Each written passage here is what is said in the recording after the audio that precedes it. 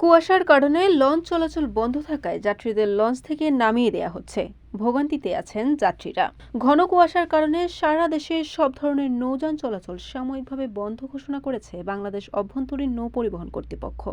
নৌপথে নিরাপত্তা নিশ্চিত করতে শুক্রবার দিবাগত রাত 10:30 থেকে এই সিদ্ধান্ত কার্যকর করা হয়। ঢাকা, চাঁদপুর, ভোলা, বরিশাল সহ দেশের সব নৌ রুটে পরবর্তী নির্দেশ না দেওয়া পর্যন্ত নৌযান চলাচল বন্ধ থাকবে। বিষয়টি নিশ্চিত করেছেন বিআইডব্লিউটিএ চাঁদপুরের উপপরিচালক বাবুলাল বৈদ্য।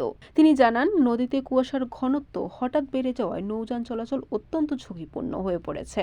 যাত্রী ও নৌযানের নিরাপত্তার কথা বিবেচনা করে এই সিদ্ধান্ত নেওয়া হয়। কিন্তু তবুও বিভিন্ন প্রয়োজনে মানুষজন ভিড় জমাচ্ছে লঞ্চ ঘাটে। সরকারি নিয়ম অমান্য করে যাত্রী বহন করতে রাজি নয় লঞ্চ কর্তৃপক্ষ।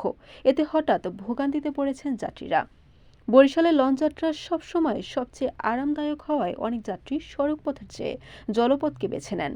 কিন্তু ঘন কুয়াশার কারণে লঞ্চ চলাচল বন্ধ থাকায় বহু যাত্রী বাধ্য হয়ে ফিরে যাচ্ছেন। নিরাপত্তার কারণে লঞ্চ কর্তৃপক্ষ যাত্রী বহন করতে পারছে না। ফলে শীতের এই দিনে যাত্রীরা পড়েছেন হঠাৎ ভোগান্তিতে। বরিশাল.নিউজ।